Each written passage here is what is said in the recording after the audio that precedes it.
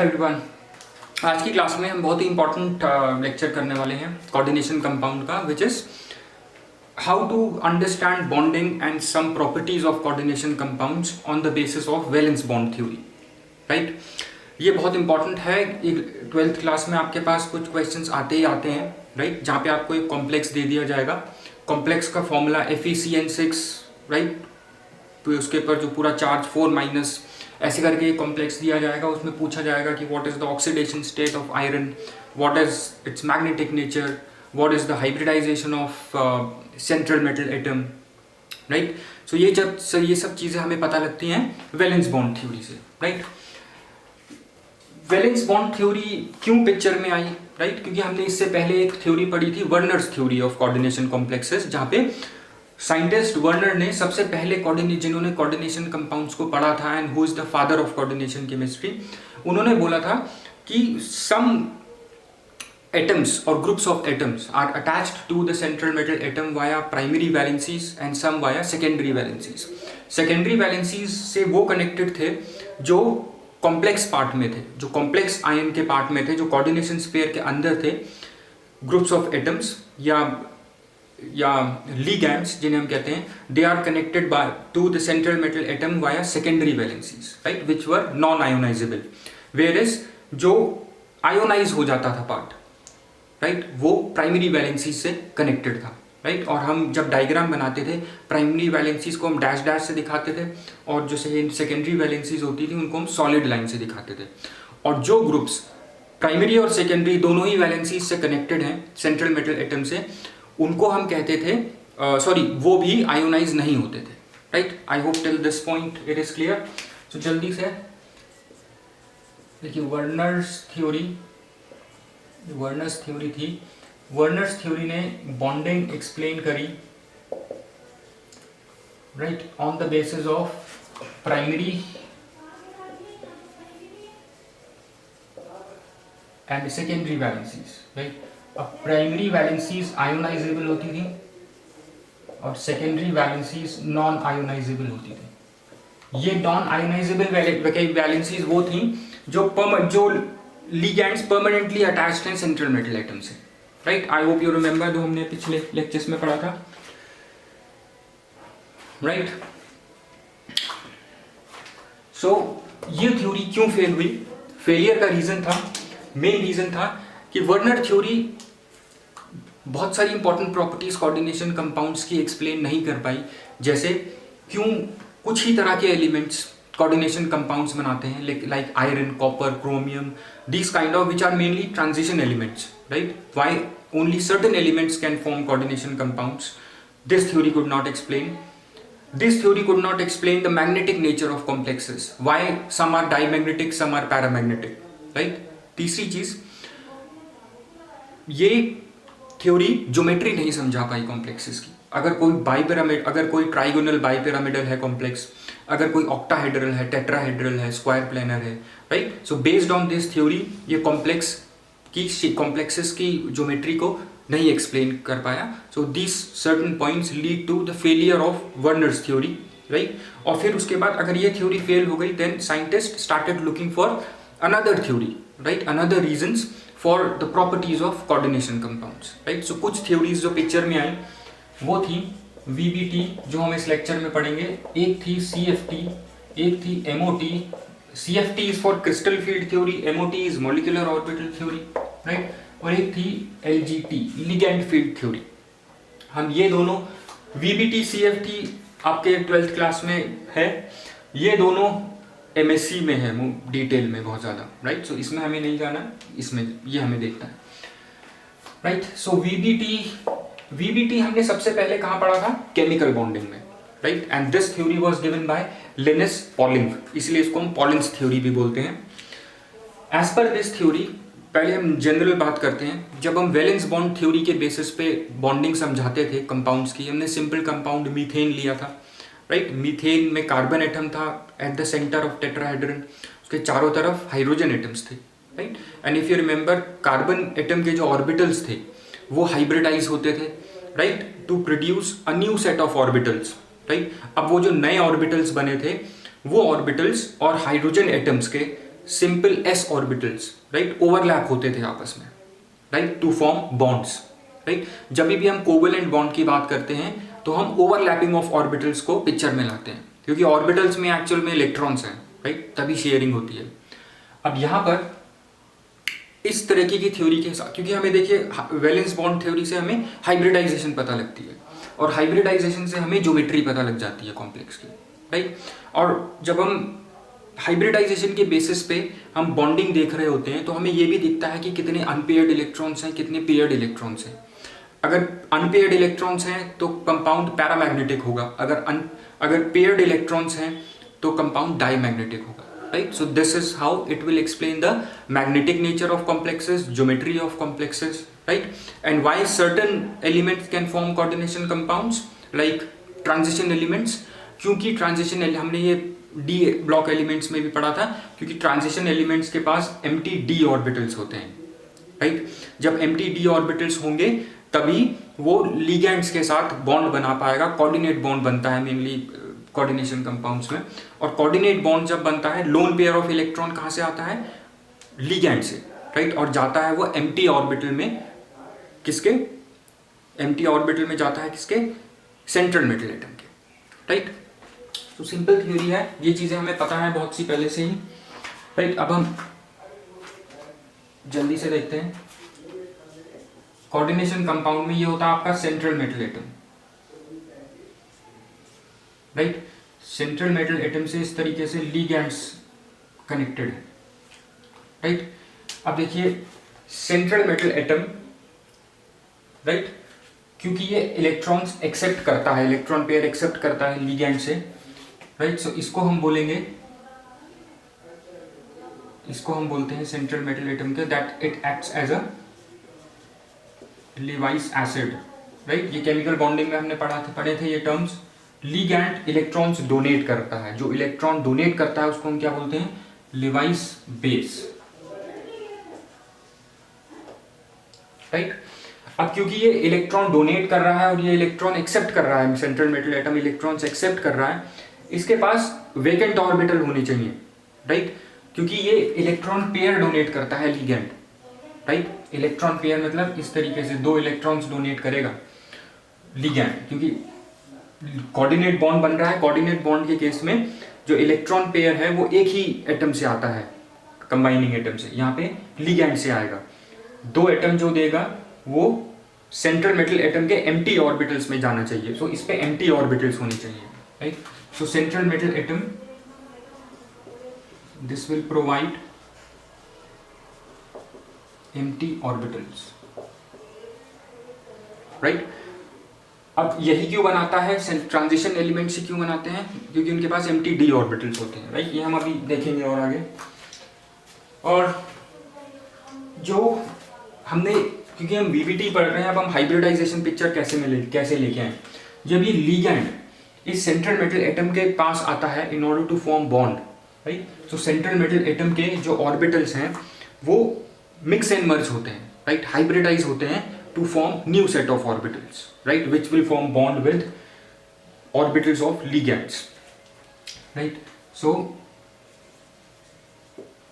Orbitals, कौन कौन से orbitals, sp-d orbitals, sp-d orbitals, sp-d orbitals on central metal atom,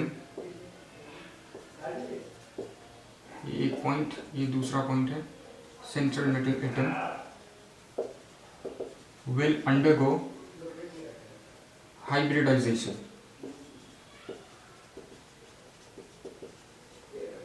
right, it will undergo hybridization। अब यहाँ पे देखिए, जब ये हाइब्रिडाइजेशन होगा सेंट्रल मेटल एटम पे, इसमें एक चीज थोड़ी ध्यान देने की है, या तो देखिए n-1 d ns या np, ये सेट ऑर्बिटल्स का हाइब्रिडाइज होगा, या ns np nd ऑर्बिटल्स, ये सेट और हाइब्रिडाइज होगा। अब देखिए इन दोनों में फर्क क्या है, ये n- यहाँ पे n-1, यहाँ पे जो d ऑर्बिटल है वो n-1 शेल का है, यहाँ पे जो d ऑर्बिटल है वो nth शेल का है, राइट। कहने का मतलब यहाँ जो d ऑर्बिटल है ये एक शेल अंदर है, n-1 कहाँ होगा, एक शेल पहले nth शेल से, राइट। सो ये क्या है, ये आपका इनर ऑर्बिटल है, राइट। और ये वाला इसी शेल का है, तो इसको हम आउटर ऑर्बिटल बोल देते हैं, इस डी ऑर्बिटल को हम बोल देते हैं आउटर ऑर्बिटल, राइट। इसलिए जो इनर ऑर्बिटल, जो कॉम्प्लेक्सेस इनर ऑर्बिटल को यूज करेंगे, राइट, जब central metal atom inner orbital को यूज करेगा तो ये जो कॉम्प्लेक्स बनेगा पूरा, इसको हम बोलेंगे inner orbital complex, inner orbital complex, right. और जब ये आउटर ऑर्बिटल को यूज करेगा, ये सेंट्रल मेटल एटम जब अपना एनडी ऑर्बिटल आउटर ऑर्बिटल को यूज करेगा, तो इसको हम क्या बोलेंगे, आउटर ऑर्बिटल कॉम्प्लेक्स। यहां पे बनेगा आपका outer orbital complex. Inner orbital का कॉम्प्लेक्स का एक एग्जांपल है FeCN6, राइट। पूरे पे जो चार्ज है 4- ये वाला कंपाउंड जो होता था, ये हम पढ़ेंगे अभी, इसकी हम बॉन्डिंग डिटेल में देखेंगे, 4-, राइट। ये एक इनर ऑर्बिटल कॉम्प्लेक्स है, राइट। और आउटर ऑर्बिटल कॉम्प्लेक्स, एक आउटर ऑर्बिटल कॉम्प्लेक्स होता था जो, इसका एग्जाम्पल था FeH2O6 3+, राइट, सॉरी 2+, FeH2O6 2+, ये होता है आउटर ऑर्बिटल कॉम्प्लेक्स। इसमें आपके आउटर ऑर्बिटल यूज होंगे और इसमें आपके इनर ऑर्बिटल यूज होंगे। अब इन दोनों की बॉन्डिंग हम डिटेल में देखेंगे वैलेंस बॉन्ड थ्योरी से। और जब ये हाइब्रिडाइज होंगे, राइट, जब ये हाइब्रिडाइज होंगे तो ये कौन कौन से हाइब्रिड ऑर्बिटल्स बनाएंगे, यहाँ पे लिखते हैं। जब ये हाइब्रिडाइज होंगे तो ये हाइब्रिड ऑर्बिटल जो बनाएंगे वो होंगे sp3 d2 d2 sp3 dsp2, right, mostly ये होंगे। देखिए अब ये जो है, ये जब d में बाद में लिखता हूँ, राइट, जब d में sp3 के बाद लिखता हूँ तो उसका मतलब है ये आउटर ऑर्बिटल कॉम्प्लेक्स है, राइट। और जब मैं d पहले लिखता हूँ तो ये पहला, क्योंकि पहली वाली सेल का यूज हो रहा है, ये इनर ऑर्बिटल कॉम्प्लेक्स है, राइट। लेकिन दोनों ही ऑक्टाहेड्रल हैं, याद रखना, राइट, दोनों ही ऑक्टाहेड्रल हैं, दोनों की ही कोऑर्डिनेशन नंबर जो है दोनों का वो है 6, राइट। सो ये वाला, अगर हाइब्रिडाइजेशन सेंट्रल मेटल एटम की, अगर सेंट्रल मेटल एटम अपने ये सेट ऑफ ऑर्बिटल्स को हाइब्रिडाइज करके ये ऑर्बिटल्स बना रहा है, ये हाइब्रिड ऑर्बिटल्स बना रहा है, तो ज्योमेट्री होगी ऑक्टाहेड्रल, राइट। और कोऑर्डिनेशन नंबर क्या होगा, कोऑर्डिनेशन नंबर होगा 6, राइट। अगर ये देखिए, अगर 4 ऑर्बिटल जुड़ रहे हैं, राइट, अगर 4 ऑर्बिटल हाइब्रिडाइज होकर के dsp2 हाइब्रिड ऑर्बिटल्स बना रहे हैं, तो ज्योमेट्री क्या होगी कॉम्प्लेक्स की, स्क्वायर प्लैनर। कोऑर्डिनेशन नंबर कितना होगा, 4, राइट। 4 का मतलब है चारों तरफ 4 लिगेंड होंगे। इसमें कोऑर्डिनेशन नंबर 6 का मतलब है चारों तरफ 6 लिगेंड्स होंगे जो बॉन्ड बना रहे होंगे मेटल एटम से, मेटल एटम के sp3d2 या d2 sp3 हाइब्रिड ऑर्बिटल के साथ, राइट। कहने का मतलब इसका ऑर्बिटल और sp3d2 या d2 sp3 orbitals octahedral complexes में ओवरलैप होते हैं, राइट, सिंपल। और जब ये बॉन्ड बनी, अगर ये हाइब्रिडाइजेशन होगा सेंट्रल मेटल एटम पे, तो यहाँ पे हमको मिलेगा टेट्राहेड्रल कॉम्प्लेक्स। ये किसमें होता है, एक कंपाउंड है NiCO4, निकल टेट्रा कार्बोनिल, और यहाँ पे कोऑर्डिनेशन नंबर क्या होगा, 4, right. I hope this is clear, right. Now let's look into an example, right। ये सब क्लियर हो गया, this is basic, right, this till this point you should be, ये सब चीज़ आपको बहुत अच्छी तरह से आनी चाहिए, राइट। आगे बॉन्डिंग देखने के लिए, बॉन्डिंग से आपको और अच्छी तरह क्लियर होगा how bonding takes place in coordination compounds. एक और चीज़, एक पॉइंट है वैलेंस बॉन्ड थ्योरी का, एक तो ये था it provide empty orbitals, right, और ligands will provide pair of electrons, right. और एक चीज़ और है, हमें पता है कि जब हम इलेक्ट्रॉन्स डिस्ट्रीब्यूट करते हैं ऑर्बिटल्स में, वो हम Hund's rule of maximum multiplicity के हिसाब से करते हैं, एज पर विच पहले एक एक इलेक्ट्रॉन जाता है ऑर्बिटल में, फिर बाद में पेयरिंग शुरू होती है, राइट। सो पहले एक एक इलेक्ट्रॉन होना चाहिए, राइट। अगर ये देखें हम,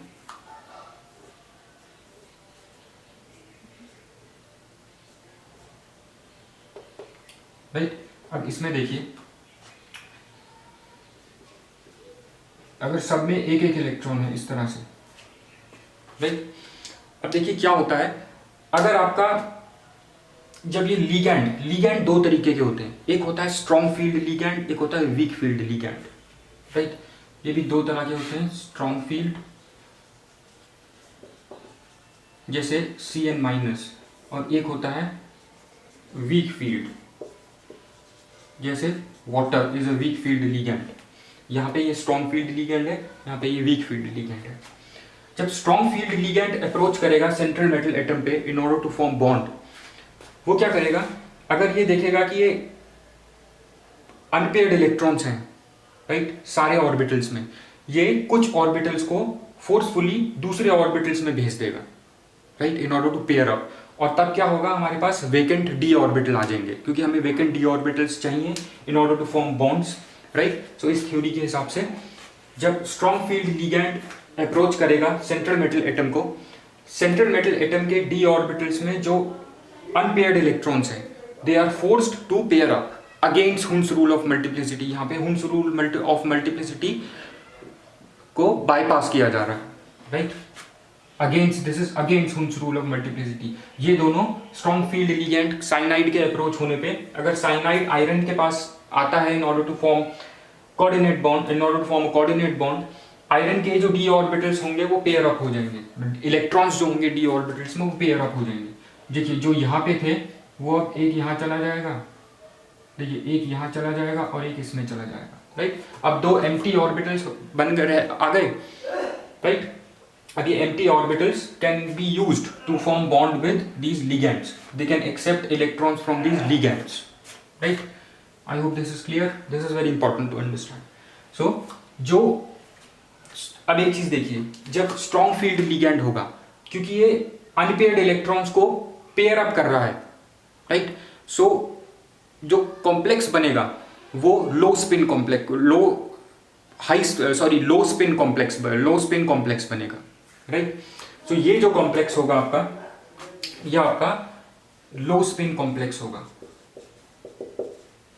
राइट, क्योंकि यहाँ पे हमारे पास अब मोस्ट जो मैक्सिमम इलेक्ट्रॉन्स हैं वो पेयर्ड हैं, राइट। इसीलिए इस तरह के जहाँ पे मैक्सिमम पेयर्ड आपको दिखाई देंगे इलेक्ट्रॉन्स, वो लो स्पिन कॉम्प्लेक्स होते हैं, राइट। इसी तरीके से वीक फील्ड लिगैंड अगर होगा, अगर वाटर अप्रोच करेगा आयरन को इंस्टेड ऑफ साइनाइड, राइट, अगर यहाँ पे वाटर होगा तो ये जो इसने यहाँ पे पेयर कर दिया था साइनाइड ने, क्योंकि वो स्ट्रॉन्ग फील्ड लिगैंड था, अब वाटर वीक फील्ड लिगैंड है, सो ये इसको पेयर अप नहीं करेगा, ये इलेक्ट्रॉन्स यहीं के यहीं रहेंगे। और इस तरीके के लिगैंड्स को हम बोलते हैं वीक फील्ड लिगैंड, राइट। और ये जो कॉम्प्लेक्सेस बनाएंगे, क्योंकि ये मैक्सिमम अनपेयर्ड इलेक्ट्रॉन्स हैं, इन कॉम्प्लेक्सेस को हम बोलते हैं हाई स्पिन कॉम्प्लेक्सेस, राइट।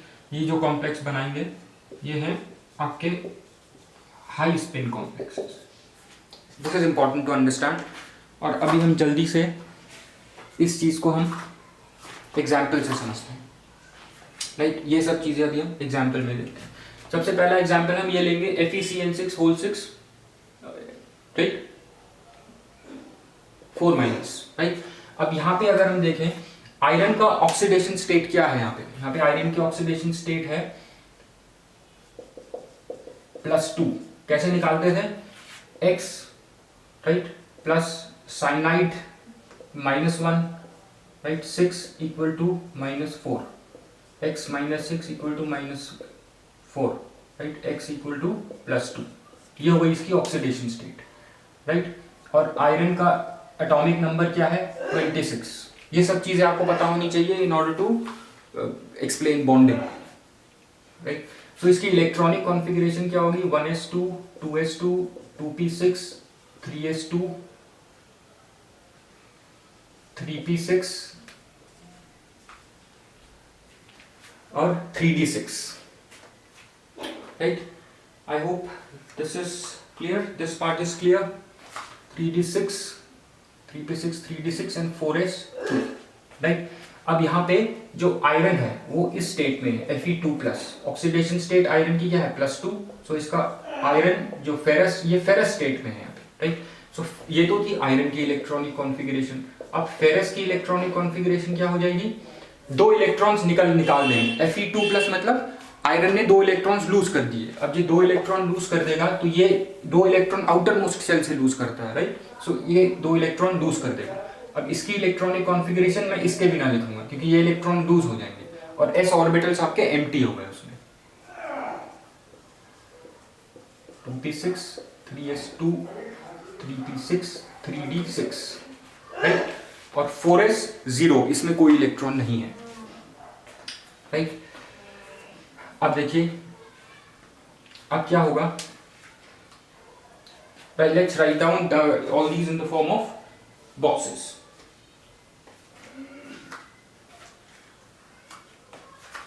देखिए यहाँ पे मैं सबसे पहले Fe+2 का इलेक्ट्रॉनिक कॉन्फ़िगरेशन लिखता हूं. देखिए आउटर इलेक्ट्रॉनिक कॉन्फ़िगरेशन यहाँ पे हम लिखेंगे सिर्फ, right. That means 3d6, 4s0, 4p3, right. Outer electronic configuration में आपको 3d6 दिख रहा है यहाँ पे, ठीक है.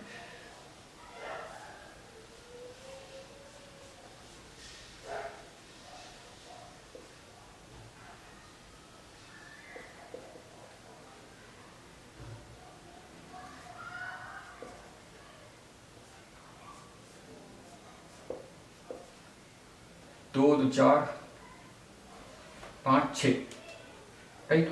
और 4s ये हैं आपके 3d6 और ये है आपका 4s empty.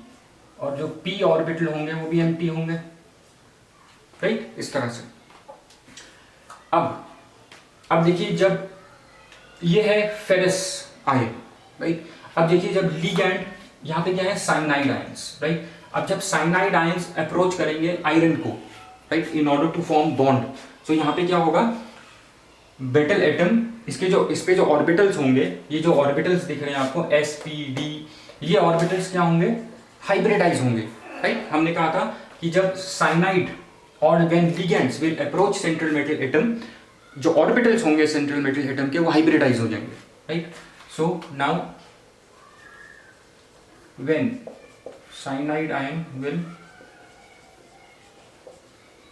approach ferrous ion, right, then hybridization will take place. Hybridization will take place. देखिए क्या होगा यहाँ पे, देखिए D2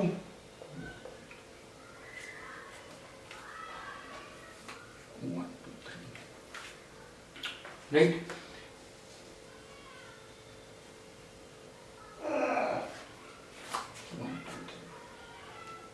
यहाँ पे एक आई जस्ट मिस्ड वन, यहाँ पे एक और ऑर्बिटल होगा, राइट. अब देखिए एक और चीज मैंने बोली थी कि जब साइनाइड आयरन को अप्रोच करेंगे in order to form bond, right, अगर ये स्ट्रॉन्ग फील्ड लिगैंड है तो यहाँ पे ये पेयर अप हो जाएंगे इलेक्ट्रॉन्स, राइट. अब यहाँ पे देखिए जो, let me just draw this again, this part,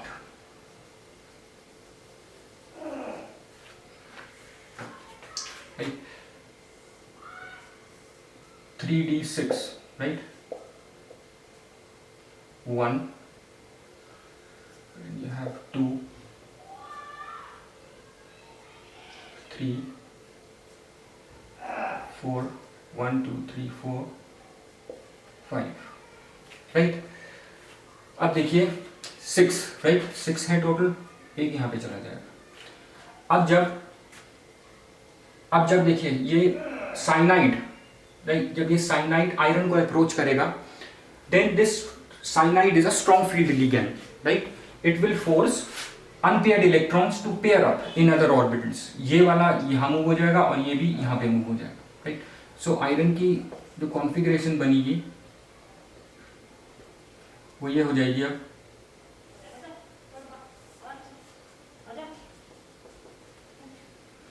right. अब देखिए ये दोनों, इन दोनों ऑर्बिटल्स में पेयर अप हो जाएंगे,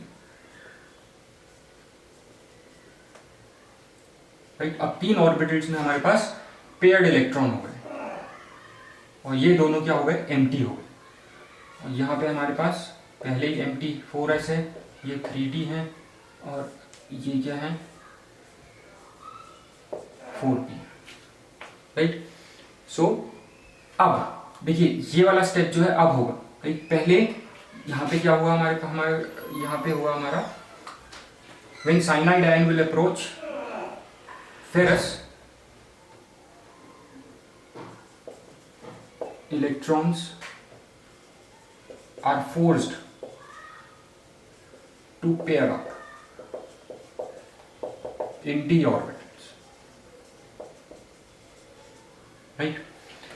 now अब हाइब्रिडाइजेशन होगी, जहां पे ये यहां से ये ऑर्बिटल्स हाइब्रिडाइज होंगे। 2 हाइब्रिड ऑर्बिटल्स 3d के, एक 4s का और 3 4p के, right, to form sp_d2 sp3 orbitals, right, to be correct hybrid orbital. और ये कितने होंगे, जितने ऑर्बिटल्स होते हैं, जितने ऑर्बिटल्स हाइब्रिडाइज होते हैं उतने ही हाइब्रिड ऑर्बिटल्स बनते हैं, right. So it will form 6d2 sp3 hybrid orbitals, right. इस तरह से ये फेरस, ये 3 जो थे ये तो पेयर्ड थे, right, they will not take part in bonding. अब ये जो है हाइब्रिड ऑर्बिटल्स का सेट बन गया, राइट। और ये कौन से ऑर्बिटल्स हैं, d2 sp3 hybrid orbitals, sorry, and they all are empty। 3 1 2 3 4 5 1 2 3 4 5 6, right. These are 6 d2 sp3 hybrid orbitals. अब हमने यहाँ पे क्या कहा था, ये जो हाइब्रिड ऑर्बिटल्स हैं ये लिगेंड ऑर्बिटल्स के साथ ओवरलैप करेंगे टू फॉर्म बॉन्ड्स, राइट। और यहां से आपको क्या क्या समझ में आया अभी तक, यहां से आपने देखा कि ये these electrons and these orbitals are forced to pair up, right। that means cyanide क्या है, एक strong field ligand है, right। और ये कॉम्प्लेक्स किस तरह का बनेगा, क्योंकि मैक्सिमम पेयर्ड इलेक्ट्रॉन्स हैं यहाँ पे, ये लो स्पिन कॉम्प्लेक्स बनेगा, राइट। स्ट्रॉन्ग फील्ड लिगैंड लो स्पिन कॉम्प्लेक्सेस बनाते हैं, राइट। अब ये क्या है, ये हाइब्रिड ऑर्बिटल्स हैं। अब cyanide will approach, 6 cyanide ions will approach and they will orbitals on cyanide ligand will overlap with these 6 hybrid orbitals, right. जब साइनाइड आयरन पे अप्रोच करेगा ये 6 ऑर्बिटल्स के साथ ओवरलैप करके अपने pair of electrons in orbitals में दे देगा, राइट। इस तरह से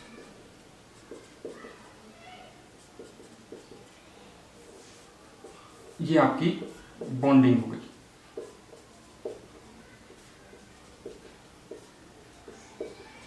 वन टू थ्री फोर, ये राइट, ये सब कहां से आए paired, from 6 cyanide ions, right. यह है आपके पास 6 साइनाइड आयन से, राइट। सो ये ऑर्बिटल थे d2 sp3, मतलब इनकी ज्योमेट्री क्या होगी, ऑक्टाहेड्रल, राइट। किस तरीके का कॉम्प्लेक्स है ये, आउटर ऑर्बिटल्स इन्वॉल्व थे यहाँ पे 3d सेल के, तो ये होगा आपका आउटर ऑर्बिटल कॉम्प्लेक्स, राइट। और ये लो स्पिन कॉम्प्लेक्स है क्योंकि स्ट्रॉन्ग फील्ड लिगेंड था साइनाइड, ये लो स्पिन कॉम्प्लेक्स है, right. I hope all this is clear. Next lecture में हम और एग्जांपल्स लेंगे इसके। राइट। इसका डायग्राम भी बनाना आना चाहिए।